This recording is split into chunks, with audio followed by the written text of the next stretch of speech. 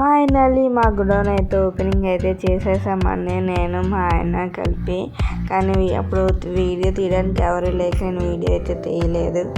Opening అయిపోయిన తర్వాత నేనైతే వీడియో అయితే క్యాప్చర్ చేస్తున్నాను. అక్కడ మీకు 2 ఫొటోస్ కనిపిస్తున్నాయి కదా, మా ఆయన పర్టికులర్గా ఫొటోస్ అయితే చేయించుకున్నాడు. ఒక ఫొటోస్లో అందరూ దేవుళ్ళు దేవతలంగా ఉండేలాగా. ఒక సింగిల్ ఫోటో వచ్చేసి గంగాదేవి ఫోటో, మా ఇంటిలో వెలుగున్న గంగాదేవి ఫోటో అయితే ఎక్కువగా నమ్మే తల్లిని మా ఆయన ఎంతో ఇష్టపడి ఫోటో తీయించుకొని ఎలా ఉన్నదో అలాగా ఫ్రేమ్ అయితే కట్టించుకున్నాడండి.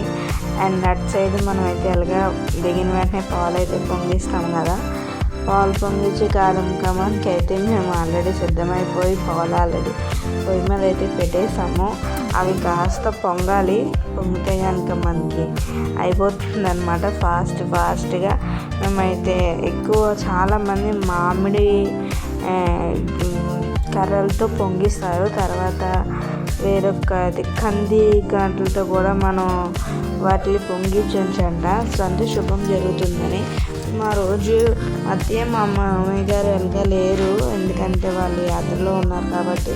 మా హస్బెండ్ ఫ్రెండ్స్ వస్తే వాళ్ళకి, తర్వాత పనిచేసే కుర్ర వాళ్ళకి, తర్వాత మేము అలాగా స్పెషల్ది అయితే రెడీ చేసాము. Pulihora and sambar and potato curry and rice అయితే సింపుల్ మెనూతో అయితే క్లోజ్ చేసేసాము.